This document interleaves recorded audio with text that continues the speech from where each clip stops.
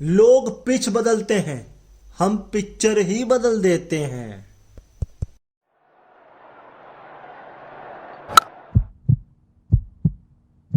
ओए क्रिकेट। जी हाँ, hello hi नमस्कार, मैं हूं अनोखा अंकित। ये है ओए क्रिकेट। कल था मैच और कल भी है मैच। इंडिया की बात हो रही है। वैसे तो भाई मैच चलते ही रहते हैं, लेकिन ये लाइन का मतलब आपको समझ में आया? नहीं, काफी लोगों को आ गया होगा। दरअसल इंडिया ने कल ऐसा गेम खेला है कि पूछिए मत। इंग्लैंड के पास इसका जवाब ही नहीं है, क्योंकि इंग्लैंड कह रहा है भाई मैच रेफरी से पूछा जाता है, हमसे तो पूछा नहीं जाता, ना पूछा गया। हाँ भाई, ये सबसे बड़ा बहस का मुद्दा है इस वक्त कि क्या ये जो कंकशन सब्स्टिट्यूट हुआ ये सही हुआ। क्योंकि देखिए, 3 विकेट निकाले हैं हर्षित राणा ने। किसकी जगह पर? शिवम दुबे की जगह पर। अब कुछ लोग कहेंगे यार कहाँ शिवम दुबे और कहाँ हर्षित राणा हैं। नहीं, ठीक है, मेरे ख्याल से अगर स्टाइल की बात की जाए तो दोनों फास्ट बॉलर थे, लेकिन अगर मैं वैसे बात करूं तो एक प्योर बैट्समैन है, एक प्योर बॉलर आप कह सकते हैं। तो इस हिसाब से चीटिंग चीटिंग चीटिंग चीटिंग कर दी, ऐसा बोल रहे होंगे इंग्लैंड वाले। इंग्लैंड के दर्शक भी बोल रहे होंगे, इंग्लैंड के लिसनर्स भी बोल रहे होंगे कि भैया ये तो तुमने पिच पेपर नहीं पिक्चर ही चेंज कर दी, मतलब एक दूसरा ही बंदा लाके खड़ा कर दिया। नहीं, अब आपके पास ऐसा नहीं है तो हम क्या कर सकते हैं बताइए? हैं, कंकशन सब्स्टिट्यूट होना भी तो चाहिए। नहीं, मैं ये नहीं कह रहा हूं कि कंकशन सब्स्टिट्यूट कर ही देना चाहिए। मतलब मेरा कहने का मतलब है, मान लो खुदा ना खास्ता ऐसा हो जाए तो आपके पास है आपके पास। हाँ, वो अलग बात है, चलेगा कि नहीं चलेगा वो अलग बात है। क्योंकि देखिए, अगर बॉलिंग में होता तो फिर आप मार्कवुड ला सकते थे कि नहीं ला सकते थे। और बैट्समैन में अगर आप बात करें तो हाँ, वहां आपको इशू है, क्योंकि आपका एक खिलाड़ी तो सीधे सीधे इंजर्ड ही हो रखा है। फिर आप बेंच से उठाएंगे किसे? हाँ, अगर मान लो उठाएंगे और वो ना चले तो बात चलने पर भी होती है।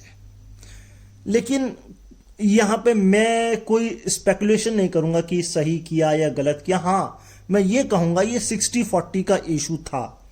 आप अगर कोई और लाते, जैसे वॉशिंगटन सुंदर ले आते, मगर वो फिर फास्ट नहीं थे, तो लाते भी तो किसको लाते? मसला तो सारा यही था ना। तो मुझे लगता है उस सिचुएशन पर इंडिया के पास वही थे, क्योंकि आप शमी को नहीं ला सकते, फिर तो आप बहस और बड़ी हो जाएगी। हाँ, अगर उनकी करंट फॉर्म को देखें, करंट चोट को देखें, तब सामने वाला अरे नहीं ठीक ही तो था, शमी आ जाता तो कम से कम विकेट तो नहीं निकालता, ये आप कह सकते थे। लेकिन मुझे ऐसा लगता है ये 60-40 का मामला था, जो कि हो गया। खैर, इस पर ज़्यादा लंबा बहस नहीं करेंगे, स्ट्रेच नहीं करेंगे। आपको कुछ कहना हो इस पर, कमेंट बॉक्स खुला है, आप बोल सकते हैं। हम स्टैट्स पर चलते हैं। पहला स्टैट कि एक बायलैटरल सीरीज में इंडिया की तरफ से T20 इंटरनेशनल में सबसे ज़्यादा विकेट। तो देखिए, ये तो आपको कहानी पता ही है। पिछले साल साउथ अफ्रीका में 2024 में 12 विकेट लिए थे 4 मैचों में वरुण चक्रवर्ती ने। इस मैच में भी वो उन्होंने कर दिया है। अभी एक मैच बचा है जो वानखेड़े में होगा। अब वानखेड़े की पिच मुझे नहीं लगता इतनी स्पिन फ्रेंडली है, लेकिन वहां पर भी 2 विकेट निकाल सकते हैं।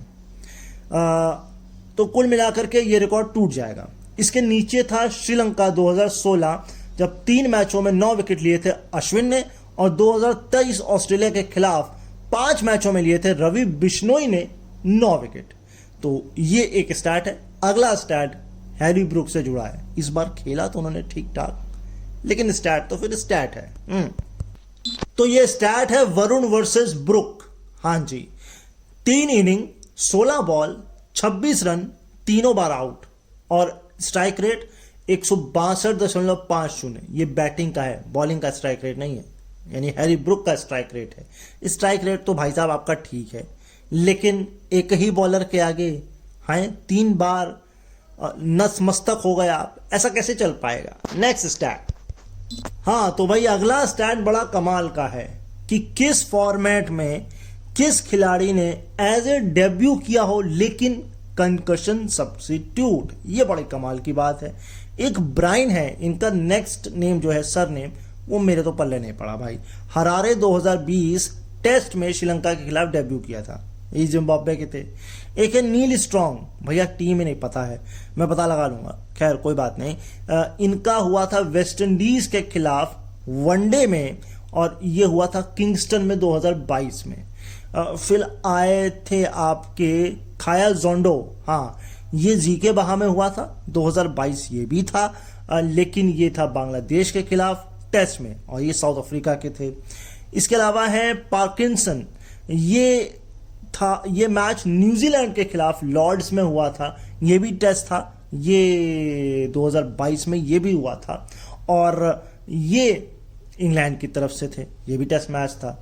फिर आता है कामरान गुलाम का नाम, ये वनडे मैच था, कराची में हुआ था 2023 में न्यूजीलैंड के खिलाफ, वाह भाई वाह। और एक बशीर शाह हैं, ये बांग्लादेश में मैच हुआ था मीरपुर, बांग्लादेश के खिलाफ मीरपुर में, साल मेरे ख्याल से ये 2023 था, मैं कंफर्म कर देता हूं, ये टेस्ट मैच था।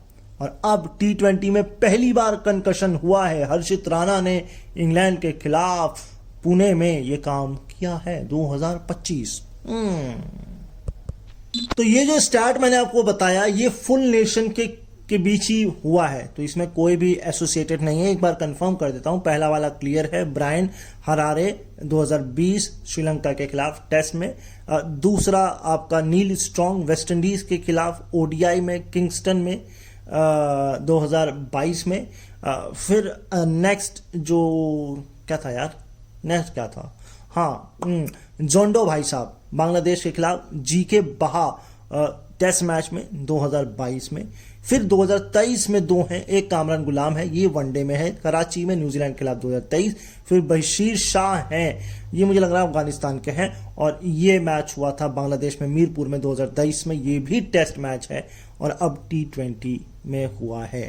तो खैर अगला स्टैट ये है कि अक्षर पटेल और फिलिप सॉल्ट के बीच क्या राइवलरी है। 3 मैच खेले हैं, 10 बॉल फेस किए, 6 ही रन बनाए, लेकिन 2 बार अक्षर के हाथों खारा पानी पीना पड़ा है, या यूं कहें विकेट पर बॉल इनकी लग गई है, या यूं कहें इनका विकेट उखाड़ लिया है। तो सॉल्ट भाई साहब, थोड़ा अक्षर नाम का प्रोडक्ट का नमक ना खाएं आप हैं, और आप अच्छी तरीके से पिच का टेस्ट लें, अच्छा खेलें। सीरीज तो निपट चुकी है, सीरीज अब आप नहीं जीत सकते हैं, लेकिन सम्मान बचा सकते हैं और वनडे सीरीज की तैयारी कर सकते हैं। वैसे मैं कहीं सुन क्या रहा था, पढ़ रहा था, इंडिया ने लगातार 17 T20 सीरीज जीत ली हैं। अरे भाई साहब, मुझे लगता है कुछ होने वाला है, अगली T20 सीरीज में तो कुछ होगा, लेकिन अगली होगी कब हैं? अगले साल ही होगी, मतलब इसी साल ही होगी, लेकिन सितंबर से पहले तो नहीं होने वाली। तो मतलब ये भी कोई टेक्निक है क्या, कि मतलब ऐसी सीरीज रखो कि जिसमें हम जीत सकें, उसके बाद फिर ऐसा गैप रखो कि फिर जब दूसरी टीम आए तो हम फिर जीत जाएं। ऐसा कुछ चल रहा है। चलो खैर, जो भी चल रहा है, अगला स्टैट देखते हैं। ये स्टैट सुन के तो मैं चौंक गया भाई, मतलब ऐसा भी कोई करता है और ऐसा भी होता है। मतलब पिछली लास्ट 11 T20 मुकाबलों के बाद अब जाकर इंग्लैंड की तरफ से कोई 50 रन की ओपनिंग स्टैंड हुई है। 11 T20, अगर मैं ऑन एवरेज भी लेके चलूं तो कम से कम 3 सीरीज भाई, मतलब इतनी दिक्कत है। आप इस सिचुएशन को, इस प्रॉब्लम को एड्रेस क्यों नहीं कर रहे हो, कि मतलब चेंज ही करके देख लो। अच्छा, इसमें 2-3 बातें हो सकती हैं, जेसन रॉय नहीं है, डेविड मलान नहीं है ना, और अगर मैं कहूँ इसलिए 2 चीज़ों में नहीं है, एक तो या तो सेंट्रल कॉन्ट्रैक्ट से बाहर चल रहे हैं, या प्रायोरिटी नहीं दे रहे हैं टीम को, डोमेस्टिक T20 लीग्स को दे रहे हैं, और या फिर जो है वो मसला कुछ और है ना। क्योंकि देखिए 2 नाम तो मैंने आपको गिना दिए। मेरे ख्याल से अगर मैं ओपनिंग की बात करूं तो सैम बिलिंग से भी कराई जा सकती है, मुझे लगता नहीं। जो विंस थे इनके पास, वो पता नहीं, क्योंकि T20 लीग तो वो खेल रहे हैं, अगर मैं गलत नहीं हूँ इंग्लैंड से हैं वो। तो रॉय, विंस और आपके एक खिलाड़ी और मैंने डेविड मलान, तो कहीं ना कहीं दिक्कत तो है। अब क्या दिक्कत है ये इनको एड्रेस अब तो नहीं करनी पड़ेगी, क्योंकि 50 की पार्टनरशिप आ गई है डकेट और सॉल्ट की, और ये दो अच्छे हैं। लेकिन सॉल्ट ठीक है, अब वो या तो माई वे या तो हाईवे वाला काम है। डकेट फिर भी थोड़ा संभल जाते हैं, लेकिन सॉल्ट के साथ ऐसा हो नहीं पाता है। तो खैर कोई बात नहीं, आगे चलते हैं। हाँ तो भाई इंडिया की ये 17वीं जीत है घर पर T20 सीरीज में। मेरे को जहाँ तक याद आ रहा है लास्ट टाइम इंडिया ऑस्ट्रेलिया से हारा था क्या 2019 में। खैर ये तो नहीं कंफर्म, लेकिन ये कंफर्म है कि इंडिया ने इंग्लैंड के खिलाफ लगातार 5वीं T20 सीरीज जीती है। 5वीं, क्या बात है भाई। अगला स्टार्ट ये है कि ऐसा दूसरी बार हुआ है एक इनिंग में नंबर 6 या उससे नीचे के फुल नेशन टीम के खिलाड़ियों ने जो है वो हाफ सेंचुरी मारी हो। हार्दिक पांड्या और शिवम दुबे। इससे पहले रदरफोर्ड और रसेल, इन दोनों ने मारी थी ऑस्ट्रेलिया के खिलाफ 2024 में पर्थ में, और वो मैच मैं सुन रहा था। मुझे मालूम है वो मैच। तो कुल मिलाकर के ऐसा है। अब आगे चलते हैं।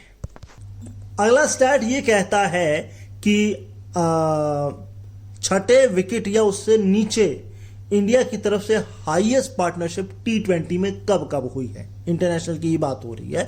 सबसे पहले हुई थी अहमदाबाद 2021, इंग्लैंड थी, विराट कोहली और हार्दिक पांड्या 70 रन की। अब हुई है 87 रनों की हार्दिक पांड्या और शिवम दुबे के बीच। ये हुई है पुणे 2025, 87 रन की। लेकिन सबसे ऊपर अभी भी है, ये भी पुणे में हुई है 2023 में श्रीलंका के खिलाफ, अक्षर पटेल एंड सूर्य कुमार यादव, सूर्य कुमार यादव 91 रनों की, यानी कि 100 की तो नहीं हुई है। अरे 100 की हो जाएगी तो तहलका मच जाएगा भाई, क्योंकि नंबर 6 और उससे नीचे की बात हो रही है। Next stat. अब अगला स्टैट ये है कि आदिल रशीद ने लेफ्ट हैंड बैट्समैन और राइट हैंड बैट्समैन के सामने किया क्या है। तो लेफ्ट हैंड बैट्समैन के सामने 66 गेंदें फेंकी, 76 रन दिए, विकेट लेकिन 4 निकाले हैं।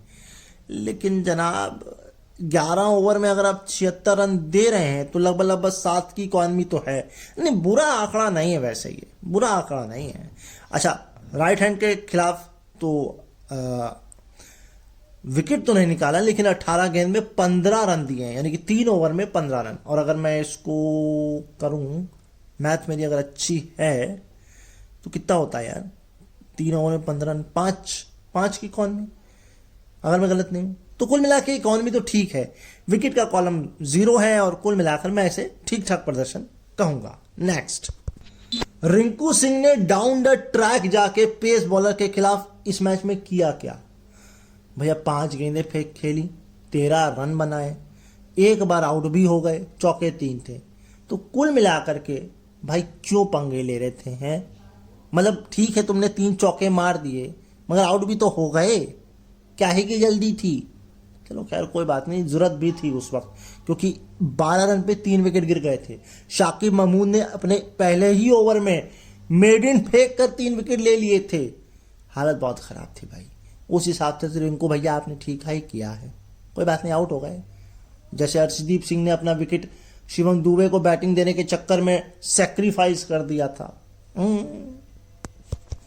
ये पहले इंग्लिश बॉलर हैं जिसने मेडन ट्रिपल विकेट लिया है, और ये पहले ही ऐसे बॉलर हैं किसी भी टीम से जिसने इंडिया के खिलाफ ये किया है। लेकिन दूसरे ओवर में या अर्ली 2 ओवर में ऐसा जॉइंट हो गए अब ये, क्योंकि जोरॉन्ग टेलर ने जीके बहा में साउथ अफ्रीका के खिलाफ 2007 में ये काम किया था। इतना लंबा वक्त, अब खैर क्या ही किया जा सकता है। और ये मुझे क्यों लग रहा है ये वर्ल्ड कप की बात है। 2007 में वर्ल्ड कप हुआ था, साउथ अफ्रीका में ही हुआ था, वेस्ट इंडीज के जोरॉन्ग टेलर ने ये काम किया। ठीक है। नेक्स्ट भाई, संजू सैमसन की एक कमी नजर आ रही है और ये इसको एड्रेस नहीं कर रहे हैं, समझ लीजिए आप। क्योंकि संजू सैमसन फास्ट बॉलर के खिलाफ शॉर्ट बॉलों पर आउट हो रहे हैं, और ये इस सीरीज का आंकड़ा देख लीजिए आप। 4 इनिंग खेली हैं, 23 बॉलें फेस की हैं, 19 रन बनाए और 4 बार आउट हुए हैं। 4 बार फास्ट बॉलर की शॉर्ट गेंदों पर। एवरेज है 4.75 और स्ट्राइक रेट है 82.60। तो भाई साहब देखिए, लाइन में बहुत सारे विकेट कीपर हैं, समझ में आ रही है आपको बात। आप वैसे ही आपके फैंस चीखते चिल्लाते रहते हैं कि आईसीसी टूर्नामेंट में नहीं ले जाते हैं मौके नहीं मिलते हैं। आपने भी बोला, आपके पिताजी ने भी बोला। तो अगर आप शॉर्ट बॉल को एड्रेस नहीं करेंगे तो फिर आपको, आपके फैंस को और आपके इर्द गिर्द के लोगों को फिर कुछ ना कुछ बोलना पड़ेगा। तो इससे बेटर है कि आप अपनी इस कमी को कम से कम एड्रेस तो कर ही लें कि आप शॉर्ट गेंदें फास्ट बॉलर्स की नहीं खेल पा रहे हैं, और अगर खेल पा रहे हैं तो आउट हो जा रहे हैं। मतलब कुल मिलाकर के आपको इसको एड्रेस करना पड़ेगा। संजू सैमसन के और स्टैट्स ले लीजिए। मतलब जब ये बैटिंग फर्स्ट करते हैं, मतलब जब इंडिया बैटिंग फर्स्ट करती है तो एवरेज है 31.76 का और स्ट्राइक रेट है 163.08 की, 3 सेंचुरी 2 हाफ सेंचुरी। लेकिन जब चेज करते हैं तो एवरेज आधा हो जाता है, 16.09, स्ट्राइक रेट 121.23 और हाईएस्ट है मात्र 39। तो कुल मिलाकर के बैटिंग फर्स्ट थी, लेकिन क्या हुआ? कुछ ना हुआ। आगे चलते हैं। तो भाई ये जो मैंने स्टैट आपको बताया, ये स्टैट था बेसिकली T20 का। अच्छा, ये जो पिच थी इसमें 60% रेड सॉइल था, 40% ब्लैक सॉइल था। रेड सॉइल जो होता है वो थोड़ा सा सीमर्स को मदद करता है। ये आपने देख भी लिया अशफाक महमूद के साथ कि भैया 3 विकेट निकाल दिए। अच्छा, मैं सुन रहा था कोई आए भी थे कमेंट्री करने, मुझे नाम नहीं याद आ रहा, उनका बेस्ट बॉलिंग है इंडिया के खिलाफ शायद 2011 में 22 रन देकर 4 विकेट। तो वो मुझे एक बार चेक करना पड़ेगा वो टूटा कि नहीं। वैसे मुझे नहीं लगता वो टूटा, मैं फिर भी चेक कर लूँगा। एंड इसके अलावा बाउंड्रीज जो थी वो 74 मीटर स्ट्रेट थी, साइड में 65 और 64 थी। देखिए, 2 टॉकिंग पॉइंट हैं। पहला कि भाई मोहम्मद शमी को बिठाया क्यों गया? क्या उनकी चोट ठीक नहीं हुई है, या उन पर अभी भरोसा नहीं है, या उनको सिर्फ टेस्ट किया जा रहा है, उनको ज़्यादा लोड चैंपियंस ट्रॉफी में दिया जाएगा, या वहाँ पर भी केवल पाकिस्तान और न्यूजीलैंड के खिलाफ खिलाएंगे, बांग्लादेश के खिलाफ बिठा देंगे, सारा उनका जो लोड है आईपीएल में लगेगा, या फिर इंग्लैंड दौरे तक उनको ऐसे ही रखा जाएगा? ये एक सवाल है।